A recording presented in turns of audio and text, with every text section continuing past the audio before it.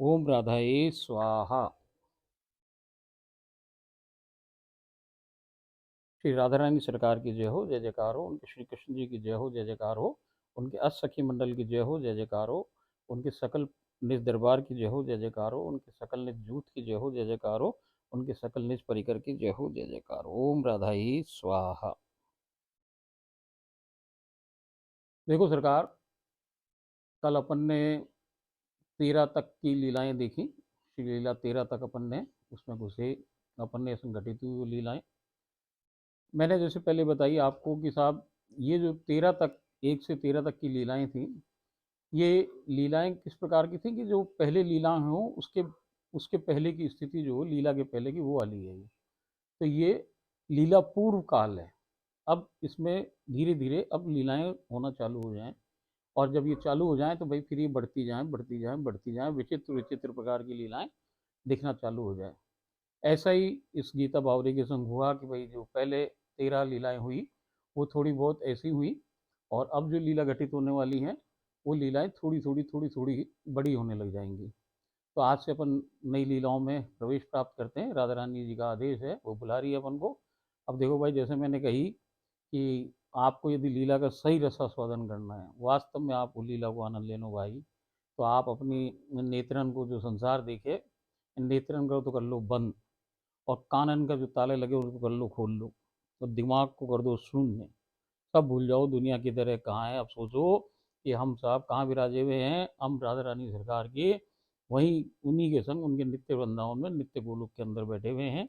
और अब हमारे सामने ये लीला हो रही है, हम भी उसके पार्ट नहीं है मगर हम उसके दर्शक जरूर हैं। हम राधा रानी के पीछे खड़े खड़े हम उनको देख रहे हैं, लीलाओं को। तो आज से हम शुरुआत करते हैं इन लीलाओं की। 14 नंबर की लीला।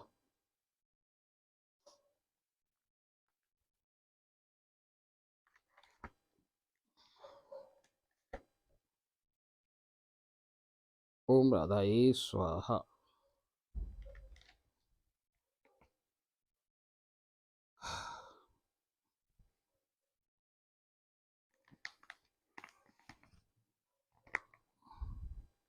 ओम राधाए स्वाहा। मैं नित्य परिपाटी में अब श्री चित्रा जी के मंदिर पहुंची हूँ। जैसे मैं पहले बताई कि भाई ये सारी सखियों के मंदिर जाए, फिर चित्रा जी के जाके फिर ऊपर चढ़ जाए मन, वहाँ महल पे जाने के लिए। तो वो कह रही है, मैं नित्य परिपाटी में अब श्री चित्रा जी के मंदिर पहुंची हूँ, और जैसे ही मैंने उनके श्री चरणों को स्पर्श किया है तो अचानक मैं श्री जी सहित मेरे जयपुर वाले गृह की रसोई में पहुंच गई हूँ और वहाँ खड़ी हूँ। देखो सरकार, वो बैठी कहाँ है? उसी के घर में बैठी है। कहाँ? उनके घर में जो मंदिर विराजित है उसकी ये जो देह है, ये तो यहाँ बैठी हुई है। अब मानसी जो करे भाई, तो वो देह तो वहीं खड़ी है, वहीं बैठ जाए, और उसके बाद उसमें से कछु निकल के, जिसको मनते चिंतित देह हैं, वो जाके सारी लीला के अंदर प्रवेश करे। तो ये जो सखियों के जाए करे, जो भी ऊपर जाए, ये सब कार्रवाई किससे हो रही है? किसी दूसरी देह से हो रही है। इस देह से तो वो वहीं बैठी है। अब क्या हुआ कि जब वो रोज की जो उसका नियम है, परिपाटी जो बनाई हुई है कि भाई कैसे हो लीला, तो वो जो जो प्रक्रिया उसको बताई, उस प्रक्रिया से वो करती हुई लास्ट में चित्रा जी के मंदिर पहुंची। और चित्रा जी के मंदिर में जैसे ही उन्होंने चित्रा जी के चरण स्पर्श किए, मैं चरण स्पर्श करते ही उसके संग क्या हो गया कि वो सीधे महल में पहुंच गई डायरेक्टली। और वहां से राधा रानी सरकार उसको सीधे उसके अब इसी घर में ले आई जहाँ पे उसकी छाया बैठी है। विचित्र बात है कि देखो, राधा रानी कहीं और है, वहां नहीं थी इस समय। वो उसके संग उस घर के अंदर आई हैं, उसका हाथ पकड़ के उस घर में लाई है। कहाँ से? दूसरे लोग से अब उसके घर आई है, संसार आ गई है। तो कह रही है, तो अचानक मैं श्री जी सहित मेरे जयपुर वाले गृह की रसोई में पहुंच गई हूँ और वहां खड़ी हूँ। हम आपस में वार्तालाप कर रही हैं, वो दोनों, ये गीता बावरी और राधा रानी सरकार स्वयं आपस में वार्तालाप कर रही हैं। आप श्री वहां से अपनी अलबेली मनमोहक चाल से हमारे मंदिर वाले कमरे में पधारी। अब भाई उसकी चाल की तो क्या बात करूं। अब यहाँ लोग कहें साहब वो गजगामिनी हंसवान वैसे चले, हंसों जैसे, मदमस्त हाथी जैसे चला। भैया उसकी चाल को का क्या वर्णन कर सको। एक एक पैर ऐसे समझो कि एक जैसे हल्के से एक पैर उठे भाई, और पैर उठ के जब वो रखे, आदमी का प्राण जैसे निकल के शरीर से बाहर आए। और फिर वो छम से पैर रखे वहाँ पे दूसरा, एक एक घुंघरू की जो, एक एक पायल का घुंघरू की जो वो आवाज़ हो भाई, आदमी के प्राण पखेरु उड़ने को तैयार हो जाए भाई, उसके चाल ना है वो ऐसा लगे कि आपके प्राण ही निकल के चल रहे भाई, कभी नीचे कभी बाहर, कभी नीचे अंदर कभी बाहर, ऐसे ऐसे वो चले भैया, उसकी चाल को देख के कोई भी मोहित होके वहीं बेहोश हो जाए। तो ऐसे करते करते वो कहाँ पहुँच गई, अब उसके घर में जो मंदिर बना रखा है उसने, जो घर में महल बना रखा है उसके जयपुर वाले मकान के अंदर, उसके अंदर वो गई हैं और मंदिर के सामने खड़ी होकर ठाड़ी हुई हैं और उस मंदिर का अवलोकन कर रही हैं पूरी तरीके से कि उस मंदिर में कौन कौन बैठे हुए हैं, कैसे बैठे हैं, क्या है, बहुत देर तक उसका अवलोकन कर रही हैं। तो मंदिर वाले कमरे में पधारी हैं, आप श्री हमारे मंदिर का गहन अवलोकन कर रही हैं। यहाँ मेरे इस जन की सासू माँ व इस जन का बड़ा पुत्र, वो भी वहाँ पे पड़ोस में उसके एक जगह है, उस वाली जगह वो पौड़े भये, सुबह का टाइम है भाई, जल्दी है, वो पौड़े भये तो वो उनके पास गई हैं और इसकी सासू माँ के सर पे हाथ रखा है, इसके छोटे बेटे के सर पे बड़े बेटे के सर पे हाथ रखा है। फिर आप श्री इन दोनों के शीश पर अपना परम करुणा में हस्त कमल कमल धर रही हैं उनके ऊपर। पहले तो वहाँ पे क्या किया उन्होंने, कमरे में पधारी और गहन अवलोकन किया। यहाँ में उनकी जो सासू माँ और वो बड़ा पुत्र वहाँ पे पौड़े भये, उनके ऊपर अपना करुणा का हस्त हाथ रखा है। अब आप श्री हमारे शयन कक्ष पहुँची, जो इन दोनों का शयन कक्ष है वहाँ पहुँची है। वहाँ इनके इस जन्म का जो पति है शरीर का, वो पौड़ा भया है और उसका छोटा बच्चा, छोटा लड़का पौड़ा भया है, उनके सर पे भी वो हाथ रख रही है। और हाथ रखे क्योंकि वो निद्रा में है, उनको तो पता ना होश ना, मगर इन्होंने हाथ रखा और आप श्री ने वहाँ सबको अवलोकन कर दोनों के शीश पर अपना दया में हस्त कमल धरा है। अब ये बात तो हुई वहाँ। अब इतना हो के वो वापस कहाँ पे है, वही चित्रा सखी के मंदिर पधार गई हैं, खुद राधी रानी सरकार भी और वो सब अब वहाँ पहुँच गए हैं। अचानक मैं पुनः श्री चित्रा जी के मंदिर में खड़ी हूँ, नित्य परिपाटु का अनुसरण कर अब मैं प्राकट स्थल पर पहुँच गई हूँ। यहाँ पे श्री जी नहीं है उसके संग, वो खुद वहाँ पे जहाँ से उसने खड़ी हुई थी वहीं से राधा रानी उसको ले गई और ला करके वापस वहीं आ गई है। अब वहाँ से क्या कर रही है, क्या हुआ, प्राकट स्थल पर पहुँच गई है, जो जहाँ से मूर्ति प्रकट हुई, ये सब वहीं जाएँ और फिर वहाँ से महल जाएँ, वहाँ पे सखियाँ भी हों इसके संग। आप श्री यहीं प्रकट ठाड़ी भई हैं। जैसे ही वो वहाँ पहुँची तो वहाँ पे आप श्री स्वयं भी वहाँ पे खड़ी हुई हैं। मैंने आप श्री के श्री चरणों को स्पर्श कर, श्री अंगुष्ठों को चूस कर, श्री तलवों को चाटा है। उनके जो ये उसको एक प्रक्रिया बताई कि भाई उनके चरण स्पर्श करो, फिर उनके अंगूठों को चाटो, अंगूठों को चूस लो और उनके तलवों को चाटो, ऐसा बताया हुआ है। तो वो ऐसा कर रही। अब हम लोग आपस में वार्तालाप कर रहे हैं। अब देखो साहब, ये जो हो रही है लीला, जैसे मैं कही शुरुआत की लीला है, तो इसमें कभी कछुब है, कभी कछु हुए, कभी कछु हुए, एक संग एक लाइन में न चल रहा। अब क्या हो रहा है, अचानक हम एक अतिशय दिव्य नदी के परम सुंदर मनमोहक पुष्पों से सुसज्जित नौका में सवार हैं। अब एक वहाँ कोई नदी है अतिशय सुंदर है, जिसमें कमल के फूल लगे हुए भाई बहुत सारे, और एक दिव्य अति दिव्य एक सुंदर सी नौका है। उस नौका के अंदर अब ये खड़ी हुई दिख रही है, श्री जी विराजी हुई है वहाँ के सिंहासन पे और सखियाँ उनके पास बैठी हुई हैं, और ये भी वहाँ पे उस उनके संगी है ये उनके वहाँ पे सामने खड़ी हुई है। इसको ऐसा दर्शन हुआ कि भाई अब मैं इस नाव नाव के अंदर हूँ। उसके बाद अभी तक कहाँ थी, ये महल में थी, महल से अब यहाँ आ गई अचानक ही, ये प्राकृतिक स्थल से डायरेक्ट वहाँ पहुँच गई है। अब वो कह रही हैं, हम किसी अब वो अतिशय दिव्य नदी में परम सुंदर मनमोहक पुष्पों से सुसज्जित नौका में सवार हैं। नौका जल में प्रवाहमान है, अब वो चल रही है नौका। हम किसी गंतव्य की ओर अग्रसर हो रहे हैं, वो कहीं जा रही हैं, अब ये पता नहीं कहाँ जा रही है। अब वो आप श्री की मर्जी किधर ले जाए। आप श्री नौका पर खड़ी हो गई हैं। ओहो, अब देखो सरकार, वो नौका पे खड़ी हो गई और खड़ी होकर उनने अपनी बाहें फैला ली है, और भैया वो जो पवन है वो ऐसी चल रही, वहाँ बड़ी सुगंधित पवन है, और वो अपनी आंखें मीच के थोड़ी गर्दन ऊपर करके और भैया हाथों को खोल के उस पवन का आनंद ले रही हैं, और पवन होले होले चल रही। उस पवन के अंदर सुगंधित ऐसी सुगंधी आ रही, मनमोहक, आदमी बेहोश हो जाए, मद मद मद उसके ऊपर ऐसा सवार हो जाए कि उसको कछु समझ न आए भैया, सम्मोहक जैसी स्थिति में हो जाए वो, सम्मोहन में। और वो उसका आनंद ले रही हैं पवन का, खड़ी हुई हैं वहाँ पे, आंखें मूंदी हुई हैं, और वो उनको निहार रही है कि देखो कैसी वहाँ पे खड़ी होकर के, जैसे नौका चल रही है इस दिशा में तो वो उसी दिशा में मुंह करके नदी की तरफ वो खड़ी है भैया, सिंहासन पे खड़ी होगी और वो हाथ फैला रखे हैं और हवा धीरे धीरे आ रही है, उनके केशों को ऊपर से हिला रही है और उनको इतना आनंद आ रहा है कि उनके चेहरे पे, और वो देखो वो पीछे की साइड खड़ी है सखी, मगर उसको दिख आगे का भी रहा है, उनका चेहरे का भी उसको अनुमान हो रहा है। ऐसी विचित्र स्थिति है वहाँ भाई कि आप कहीं खड़े रहो, सब तरफ से चारों तरफ की इरादा दिखे भाई। आप चाहे उसकी पीठ की तरफ खड़े हो जाओ, चाहे उसके बाएं खड़े हो जाओ, चाहे दाएं खड़े हो जाओ, चाहे आगे खड़े हो जाओ भैया, उसका सब चीज हर हर चीज उसकी दिखे भाई पूरी पूरी। तो उसका मुंह उनकी तरफ आगे की तरफ फिर भी उसको दिख रहा है भाई कि क्या हो रहा है क्या नहीं हो रहा है। ओहो।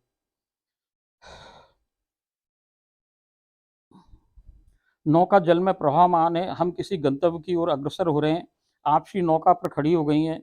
अतिशय सुवासित सौरभ युक्त मतलब वो खुशबू से युक्त है वो पवन, अतिशय शीतल पवन लहरियों का अद्भुत परमानंद का लुफ्त उठा रही हैं वो।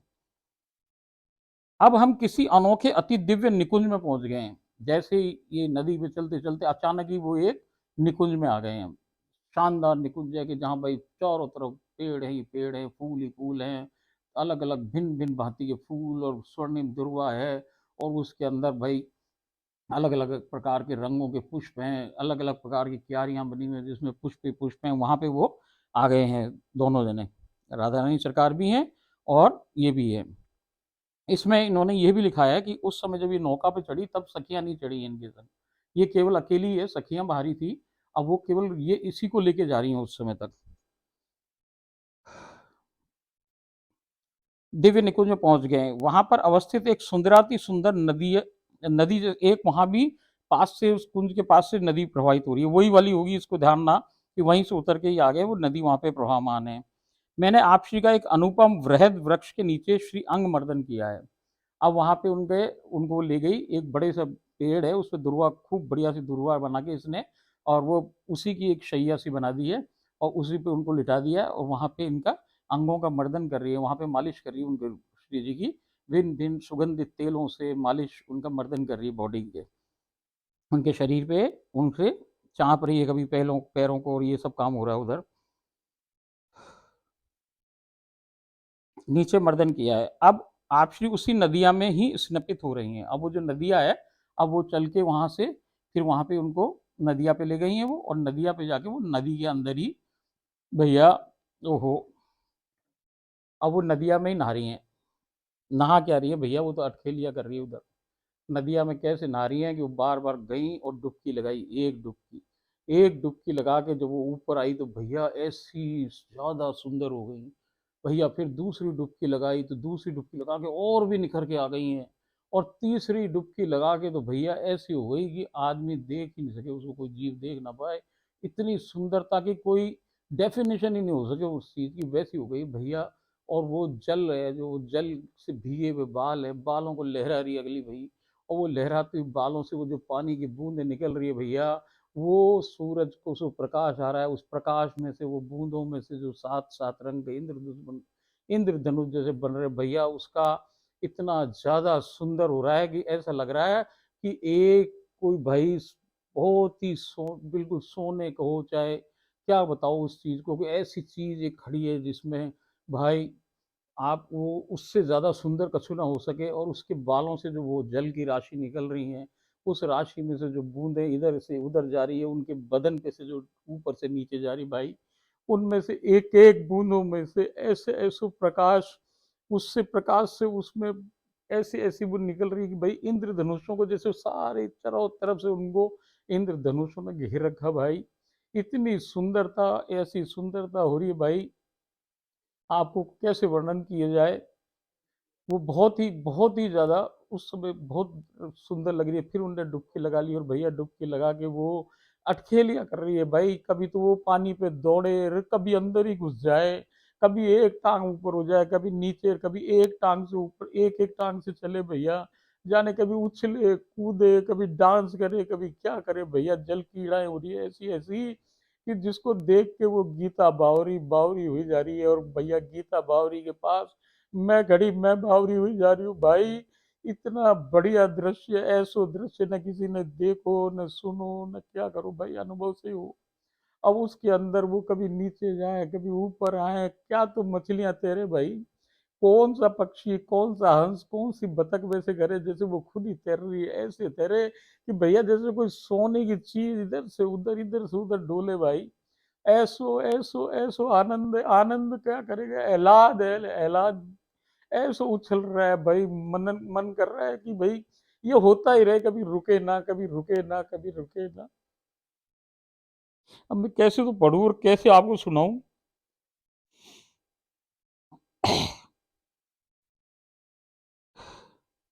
अब आपसी उसी नदिया में ही स्नापित हो रही हैं। आपसी ने 3 डुबकी उसमें लगाई हैं।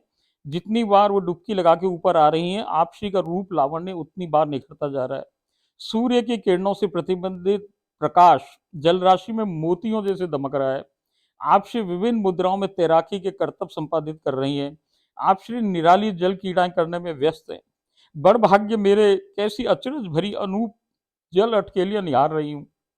आपसी नदियां से बाहर आ रही हैं। मेरे पास कोई सम्मार्जन हेतु वसन ही नहीं, अब उनको पहुंचने के लिए कोई उसके पास कपड़ा ना भाई।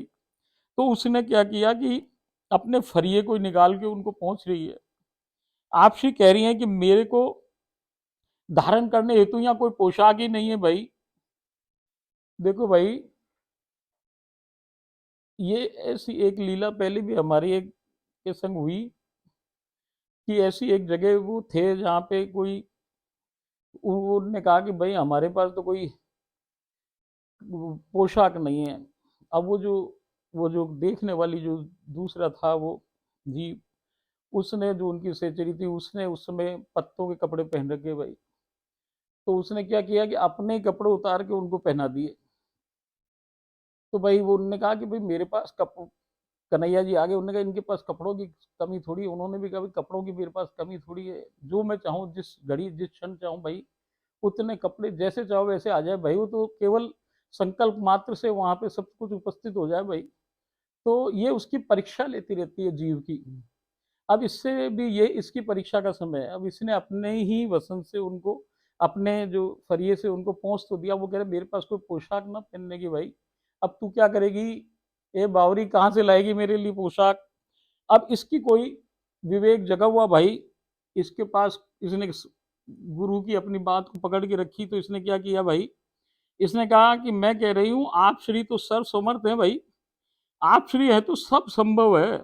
आप श्री रहस्यपूर्ण हंसी सहित एक और इशारा कर रही है, वो हंस रही इस बात पे, उनको मालूम इसने परीक्षा पास कर ली भाई। तो वो इशारा कर रही है कि वहां जा, वहां एक पोशाक रखी है, लाओ।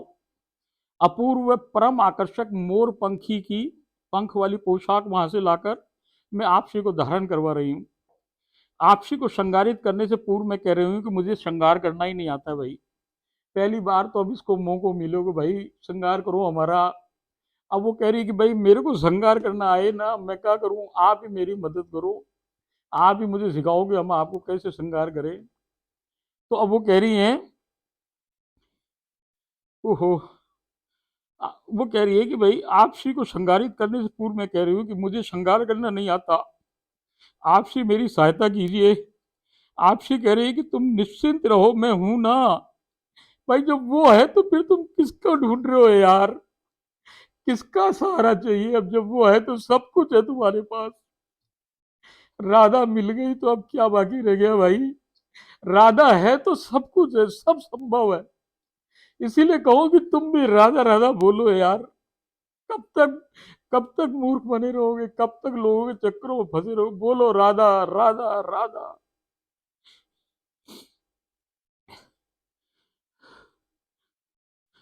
ओहो, अपूर्व परम आकर्षक मोर पंख वाली पोशाक वहां से लाकर मैं आपसी को धारण करवा रही हूँ। आपसी को श्रृंगारित करने से पूर्व मैं कह रही हूँ कि मुझे श्रृंगार करना नहीं आता, आपसी मेरी सहायता कीजिए। आपसी कह रही है कि तुम निश्चिंत रहो, मैं हूं ना, तुम श्रृंगार प्रारंभ करो। मैंने उन्हें आज अतिशय सुंदर श्रृंगारित किया। उसने क्या किया, खुद ने ही खुद को कर दिया भाई।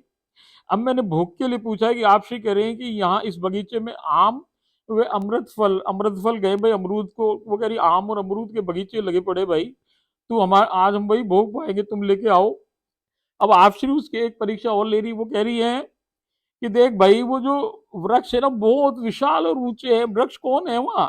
सखी सहचरी तो वृक्ष है। अरे भाई नीचे कर लो, जमीन पे कर लो ना, क्या दिक्कत है? सखी सहचरी छोटे से पेड़ बना ले भाई, बावरी जाए तोड़ के ले आए। और आकाश जितने ऊंचे पेड़ बना दिए उसको, क्यों की परीक्षा है, अभी उसकी परीक्षा है। वहां जीव की पल पल परीक्षा हो, और जो जो परीक्षा पास करते चलो भैया, आगे बढ़ते चलो बढ़ते चलो बढ़ते चलो। तो आप परीक्षा क्या ले रही? कह रही कि मैं अमरूद पाऊं, मैं आम पाऊं, बगीचा है तोड़ के लाओ। अब वो कह रही कि ए बावरी तू चढ़ पाएगी? वो तो बहुत ऊंचे पेड़ है, बहुत बहुत ऊंचे, तू लाएगी कैसे उसको वहां से? ओहो,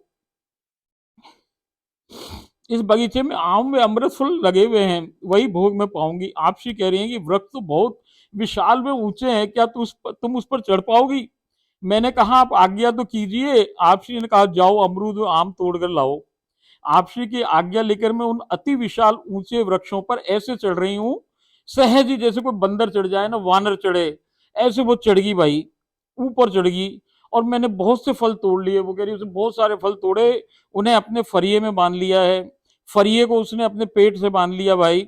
और श्री राधा रानी सरकार का नाम लेके वृक्ष के सबसे ऊपर से पेड़ से वो लेके आई भाई। आकाश जितनी ऊंचाई पे वो पेड़, पेड़ के ऊपर भी सबसे ऊपर चढ़ के भाई उसने लिया नाम, और नाम लेके नीचे कूद गई। भाई यहाँ ऐसा ही चाहिए, ऐसा चाहिए सहचरी, कि भाई मेरी स्वामिनी के लिए, आदेश के लिए कि भाई देर ना हो जाए। मैं अब उतरूंगी तो कितना समय लग जाए भाई, वहां पे चढ़ी मैं इतना समय, तो वो वैसे ही भूखी बेचारी नहा के आई। अब मैं ऊपर चढ़ी, इतना समय तो वैसे ही बर्बाद हो गया। अब मैं फिर वापस नीचे जाऊं तो फिर समय बर्बाद हो। उसने तो वहीं से छलांग लगाई कि होगा सो देखा जाएगा। बोलते भाई ओम राधा इस बात जय श्री राधे, और ऊपर से कूद गई भाई। अब जब वो कूद गई तो वो कह रही है कि हाँ थे अपन यार। मैंने कहा आप आज्ञा तो दीजिए। आप श्री ने कहा जाओ आम और अमरूद लाओ। आप श्री से आज्ञा लेकर मैं उन अति विशाल व ऊंचे वृक्ष पर ऐसे चढ़ी जैसे कोई वानर चढ़ता है। मैंने बहुत से फल तोड़े, उन्हें अपने फरिया में बांधे, फरिया अपने उधर से बांधा। वह श्री राधा रानी सरकार का नाम लेकर वृक्ष के शीर्ष से बिना नीचे, बिना कुछ सोचे समझे कूद गई हूँ। आप श्री को वहां सुकोमल दुर्गा पर फल पवाए भैया, हवा जैसे आए फिर आदमी, क्योंकि गोद में तो वही ले ले भाई। वहां गुरुत्वाकर्षण तो है ना, तो कोई गिरे कौन, वो तो खुद ही गोद में ले ले भैया। वहां तो सब नित्य है। तो वहां पे जब वो नित्य है तो भाई वहां गुरुत्वाकर्षण ना होने के कारण वो तो ऐसे आ रही। और फिर राधा रानी ने गोद में ले रखा भाई उसको, वो दिखने आ रही राधा रानी, उसको धीरे धीरे धीरे उतार लिया उन्होंने। अब वो नीचे आई, उसको कहाँ लगने वाली, कछु ना लगी भैया। वो तो जैसी चंगी चढ़ी वैसी चंगी उतर गई नीचे। आप श्री को वहां सुकोमल ध्रुवा पर फल पवाए हैं। अब वो मन ही मन विचार कर रही है कि रोज तो मैं भाई आठों सखियों को और इनके कान्हा जी को भी पवाऊं, आज का भोग उनको नहीं पवाएंगे, अकेली खाएंगी ये। जैसे ही उसके मन में विचार आया, वो कह रही है आप श्री को वहां सुकोमल दुर्वा पर फल पवाए, मैं मन ही मन विचार कर रही हूँ कि क्या आज आप श्री के कान्हा व सखियों को भोग नहीं पवाऊंगी। उसी क्षण, उसी क्षण आप श्री के कान्हा व अष्ट सखियां वहां प्रकट हो गई हैं। मैंने आप श्री के कान्हा के श्री चरणों को स्पर्श कर, श्री अंगुष्ठों को चूसकर, श्री तलवों को चाटा है। और आप श्री के कान्हा कह रहे हैं। अब देखो भाई एक बात और, कि ये बात हमने उसको पहले ही बताई कि भाई जैसे ही कृष्ण भगवान आए और आपको लगे कि भाई अब तो सामने सम्मुख खड़े हैं हमारे ही सम्मुख के, अब आपको इनके पैर छू रहे हैं तो भैया ऐसे ना छूने, ऐसे कुछ ना करना कन्हैया जी का। तो वो क्या करना पड़े वहां की, वो राधा रानी की आंखों में देखे और राधा रानी से पूछ ले कि भाई मैं इनके छू लूं क्या, ऐसे इशारों इशारों में ही, मन ही मन में तुरंत उत्तर मिल जाए, छू लो तो भैया जाए। और फिर जैसे उनके राधा जी के छुए ऐसे इनका भी सब कुछ कर रही है। यहाँ बिना उनकी आज्ञा के कछु ना भये, कृष्ण भगवान से कोई सीधा संबंध ऐसे हो ना सके। तो कान्हा के चरणों को स्पर्श कर, अंगुष्ठों को चूस कर, श्री तलवों को चाटा है। आप श्री के कान्हा कह रहे हैं कि इतने से भोग का भाई हमारा क्या होगा, अब तो दो चार पांच ही रह गए आम वाम, और ये दो चार पांच अमरूद रह गए, इससे हमारा का पेट भरेगा क्या? हमको तो और चाहिए। तो भाई वो वापस भाग के गई, और वापस जाके फिर पेड़ पे चढ़ गए, और फिर ला करके वो सारा पोट भर लाई बड़ी सारी, और वहीं से कूद गए, और फिर लाके उसने कान्हा जी को और उनको भी पवा दिए हैं। उनकी बात सुनकर मैं और बहुत से फल तोड़ लाई हूँ, मैं सबको भोग पवा रही हूँ, सभी अत्यंत प्रेम से भोग पा रहे हैं। आप श्री ने अपना खाया हुआ एक आम मुझे दिया है। अब उन्होंने थोड़ा सा खाया और वो आम उसको दे दिया। अब देखो आप उसकी बुद्धि, उसका आम उन्होंने दिया, जरा सा मतलब वो साबुत आम उठाया एक, और आम उठा के उस पर मुंह लगाया अपना, और ऐसे का ऐसे उसको दे दिया। अब उसने क्या किया, वो आम पा लिया, पाया नहीं, पहले तो रख लिया अपने पास छुपा के। छुपा के क्यों रख लिया, कि अभी भी संसार बाकी है। क्या बाकी है, कि मेरे घर वालों को खिलाऊंगे। किसके घर वाले, इस छाया के घर वाले, कि भाई मेरे पति को खिलाऊं, मेरी सास को खिलाऊं, मेरे बच्चों को खिलाऊं, उनका भी उद्धार हो, हमारे गुरु जी को भी खिलाएंगे, उनका भी उद्धार हो। उसको पता ना कि गुरु तो यहीं खड़ा तेरे पास ही। खैर, उसने, उसको ये विचार आया, तो भाई राधा जी ने देख ली ये बात। वो कह रहे हैं, मैंने सबको भोग पवाया, अत्यंत सभी प्रेम से भोग पा रहे हैं। आप श्री ने अपना खाया हुआ एक आम मुझे दिया है, मैंने उसे रख लिया है चुपचाप। सोच रही हूँ कि बाद में सब परिवार वालों को खिलाकर खा लूंगी, परंतु आप श्री ने देख लिया, कह रहे हैं कि आम पकड़ कर क्यों रखा है भाई, अभी पाओ, तुरंत पाओ, मेरे सामने पाओ। अब भैया मैं, उसने आम खा लिया। अब आम क्या खा लिया, उसने गुठली भी खा ली, और आम का छिकल फिकल पूरा का पूरा खा गई। अब भाई साहब जैसे ही वो, उसने आम, मैंने छिलका व गुठली भी पाली है, सब पा लिया उसने आम का। अब भाई साहब ये देख कर कान्हा जी हंस रहे हैं। वो कह रहे कितनी बावरी तेरी ये सहचरी, ले ये तो गुठली भी खा गई, छिलके भी खा गई। तो वो भाई राधा रानी ने देखा कि उत्तर दो अब इनको, क्यों खाए तुमने। तो उसने क्या उत्तर दिया वो समझो आप। उसने कहा, आप श्री कान्हा कह रहे हैं कि इसने तो छिलका व गुठली भी पाली है, मैं कह रही हूँ स्वामिनी जी के जो उच्छामृत हुए, उच्छष्टामृत जो हो, जो उनका झूठा प्रसादी हो भैया, वो मैं कैसे छोड़ सकती हूँ। यदि वो गुठली छोड़ दे, तो वो कौन सी गुठली, वो राधा रानी का प्रसाद है भाई। वो छिकला कौन सा है, वो छिकला भी तो राधा रानी का प्रसाद है। यदि मैं राधा रानी का अच्छा अच्छा वो तो गूदा गूदा खाता हूँ, और ये ना खाऊं, तो ये तो अत्याचार, मतलब छोड़ दिया तूने प्रसाद को। तो भैया वो तो पूरी पा गई। तो कृष्ण भगवान इतने प्रसन्न हो रहे हैं कि देखो, इसे कहें सहचरी भाव, इसे कहें कि भाई ऐसी हो कोई जो हो, उनके करने वाली राधा की सेवा ऐसे की जाए कि भैया पूरा आम का आम ही खाए, गुटली भी खागी और सब खागी। मैं कह रही हूँ कि स्वामिनी जी के उच्छाष्टामृत को मैं कैसे छोड़ सकती हूँ। अब मैं सबके हस्त कमलों का प्रक्षालन करने हेतु नदी से पानी लेने जा रही है। अब वो पानी लेने गई कि हाथ वाथ धुलाएं, इनको मुंह को प्रक्षालन करवाएं। जैसे ही मैं जल लेकर आई हूँ, अचानक श्री लीला में विराम आ गया। जैसे ही वो वापस आई भाई, उतनी देर में तो सब साफ, मैदान साफ, उधर कोई ना है। अब वो उसकी छाया इधर ही है। तो भाई उसने, उनको क्या है, जब ये लीला पूरी हो तो भाई इशारा हो जाए कि अब तुम जाओ, अब कल मिलेंगे। तो उस समय फिर वो उठ जाए वहाँ पे भाई, उनके दंडोत लगाएं और उठ के आ जाएं। तो ये लीला रही, हमने पढ़ी 14वीं लीला। जैसे मैं आपको बताई भाई, ये लीलाएं हो नहीं चुकी हैं, ये तो हो रही है। जैसे अभी अपन जिस लीला में थे, मेरे विश्वास करो, 100% विश्वास करो, ये कोई कहानी ना, ये कोई स्टोरी या फिल्म की कहानी में आपको ना सुना रही भाई। ये वो बात है कि आप यकीन मानोगे, यदि आप सच्ची में सुन रहे हो, यदि आप सच्ची में आंख मीच के उसको सुन रहे हो, तो आपको मैं गारंटी दूं कि आप इस समय नित्य गोलोक में ही हो। आप भी उस लीला में शामिल हो, आप भी सेचरी हो भाई। उसकी कृपा की कोर आपके ऊपर भी है भैया, जब भी आप सुन पाए। नहीं तो कोई कोई कितना ही प्रयत्न कर ले, बड़े से बड़ा, जन्मों जन्मों तो कर लो भैया, पूजा पाठ तपस्या, कछु ना मिले भाई। और वो जिस पे रीत जाए, जिस पे किसी रसिक को सीटों पड़ जाए भैया, तो वो सहज ही राधा रानी के सम्मुख खड़ो कर दे भाई। तो ये जो लीला भाई, ये भाई आपके संग, उस बावरी के संग तो भाई, हमारे संग तो भाई, बट भाई साहब इन सब के अलावा आपके संग भी भाई। बिल्कुल पक्की बात बता रहा हूँ मैं, पक्की बताऊँ, पक्की, इसमें कछु कच्चा नहीं। ओम राधा ही स्वाहा। चलो साहब, आपको एक लीला में और आज प्रवेश कराएं। अब वहां से निकले आओ, अब दूसरे में घुसो।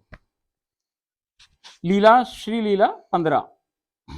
अब बड़ी अद्भुत लीला है भाई। देखो इसमें संसार भी मिक्स है, और नित्य वृंदावन, नित्य गोलो भी मिक्स रहता है हमेशा, अभी तक शुरुआत में।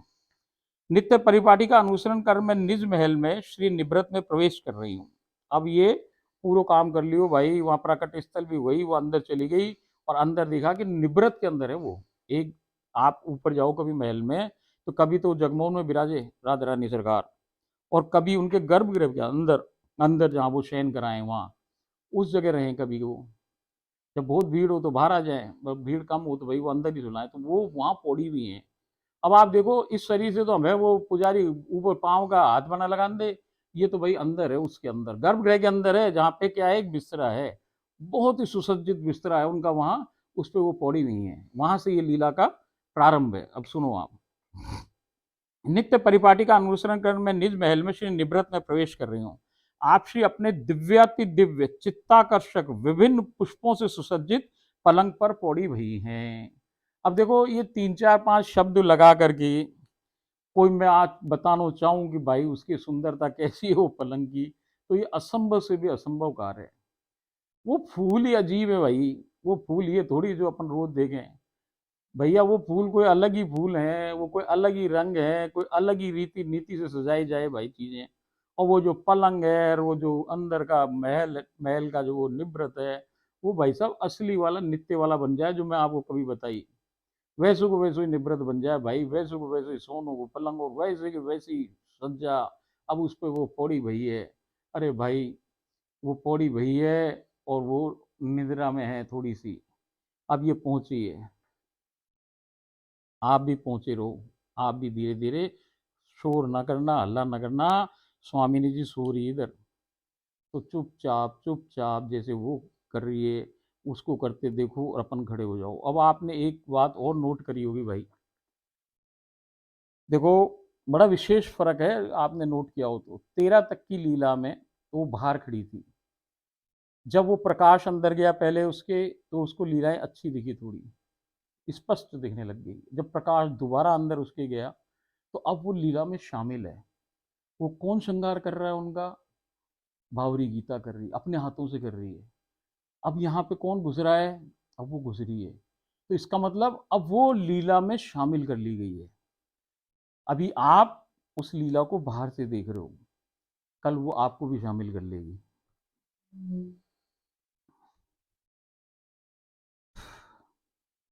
आप ही अपने दिव्याति दिव्याति दिव्य चित्ताकर्षक विभिन्न पुष्पों के पुष्पों से सुसज्जित पलंग पर पौड़ी भई हैं। मैं हौले हौले आप श्री के श्री चरणों को चाँप रही हूँ, दाब रही हैं, पैरों को दाब रही है वो। श्री जी तत्काल ही उठ बैठी हैं, जैसे ही उसने दाबा जैसे ही वो उठ के बैठ गई हैं। अब हम अष्ट सखियों सहित एक दिव्य निकुंज में पहुंच गए हैं, ये दोबारा निकुंज में पहुंच गया। अब मैं आपको बताऊं कि जितनी बार जाएं कुछ जरूरी ना वो एक ही निकुंज में जाए, जाने हर दिन अलग ही निकुंज है, हर दिन अलग अलग निकुंज है, कोई ऐसा ना कि एक ही जगह है कि वहीं जाए रोज ना, रोज ही नई जगह है, रोज ही नई निकुंज है भाई। तो वो निकुंज में खड़ी हैं, पहुंच गई। मैंने आपसी अब आपसी को वापस एक विशाल वृक्ष की छाया में सुकोमल ध्रुवा पर विराजमान करा दिया है। मैं आपसी का प्रेम पूर्वक उनके इच्छानुसार श्री अंगों का मर्दन मालिश कर रही हूँ। अब आपसी को स्नपित करवाया है, अंगों का सम्मार्जन कर उनको पहुंचा है, श्रृंगार कर रही हूँ। आपसी कह रही है कि मुझे चरणों में कुछ पहनना है। अब वो कह रही है देखो यहाँ तो डोली वो नंगी पैरी भाई, और वहां नंगे पैर थोड़ी डोली, वो तो ठकरानी भाई। उसने कहा भाई पादुका लाओ, बढ़िया पादुका लाओ, वहां जाओ उधर पादुका है हमारी, पादुका लाओ। तो अब ये क्या कह रही हैं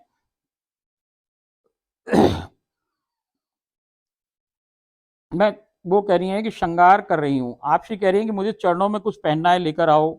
मैं तुरंत एक अतिशय सुंदर जरीदार कशीदाकारी की मोजड़ी लेकर आई हूँ। आपसी बहुत इतराते हुए इठलाते हुए कह रही हैं कि मैं समता लेडी की पादुका फ्लैट फ्लैट सैंडल धारण नहीं करूं। देखो भाई साहब, आपको अंग्रेजी चल रही इधर भी, जैसे कई औरतें हो ना भाई, वो कहेंगे हम तो ऊंची एड़ी की पहन रहे हैं भाई, हम ऐसा ना पहने कोई फ्लैट व्लैट। तो वो कह रही है कि भाई हमको फ्लैट व्लैट ना पहननी, हमको तो ऊंची हिल की चाहिए, ऊंची हिल वाली पादुका लाओ।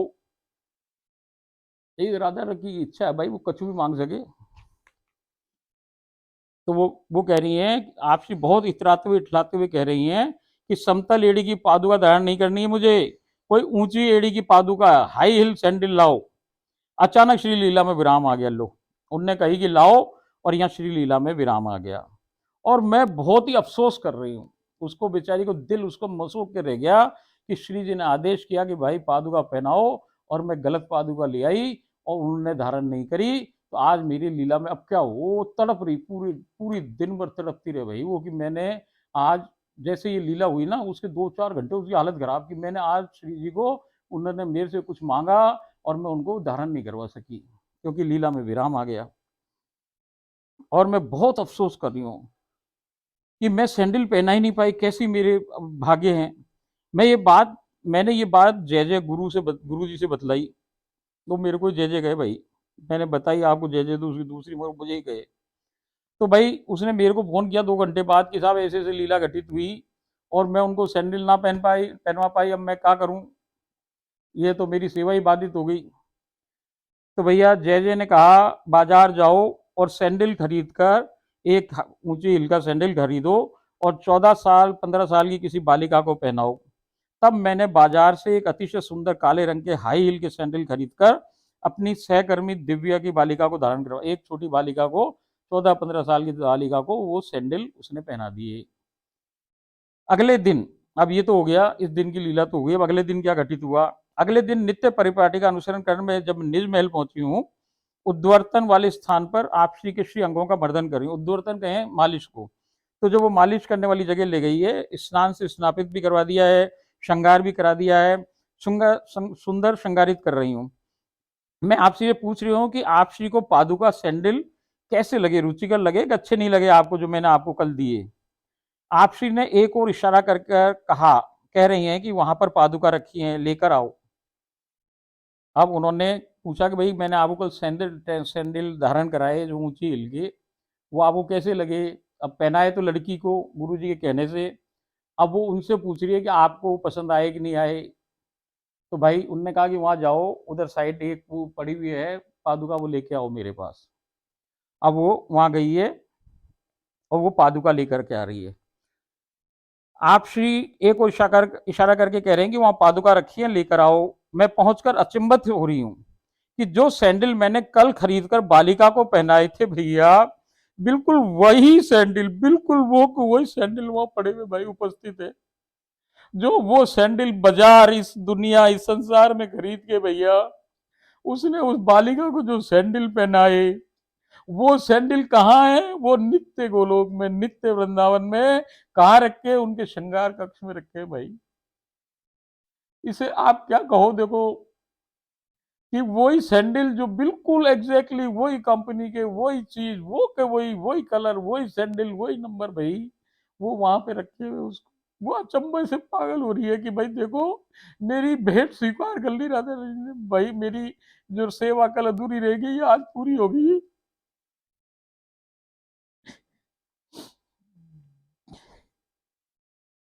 मैं वहां मैं पहुंचकर अचंभित हो रही हूँ कि जो सैंडल मैंने कल खरीद कर बालिका को पहनाए थे, बिल्कुल वही सैंडल वहां पर उपस्थित है। मैं आश्चर्यचकित हो रही हूँ। मैंने वो सैंडल आप श्री को धारण करवाए। संपूर्ण श्री लीला में आप श्री उन्हें धारण की रही। श्री जी की श्री लीला अपरंपार है भाई। देखो भाई, उसकी लीला को कोई पार ना। अब आप बताओ सहचरी को मन कितना कितना उत्साहित हो गया होगा। जो सेवा उसकी छूट गई, जिससे वो परेशान फिरती डोल रही भाई पड़ी, और फिर वो उसने सैंडल पहना है, वही सैंडल जब उसको वहां दिख गए लीला में, गोलोक में, और पूरी लीला में जब वो धारण करे ना भाई, अपनी सहचरी की भेंट को धारण कर ले, तो भाई फूलों से समाये, फूल फूल ही से समाई फिरी वो। और फिर वो वापस लीला में विराम आ गया। ओहो भाई, अपरंपार है उसकी। उसकी जो कृपा है अपरंपार है सब पे। आप समझ ना सको, हम समझ ना सके, कोई ना समझ सके कि वो कितनी प्रसन्न हो जाए, जिसपे वो अपनी प्रसन्नता छोड़ देना भाई, जो प्रसन्नता को कोई हिसाब ना।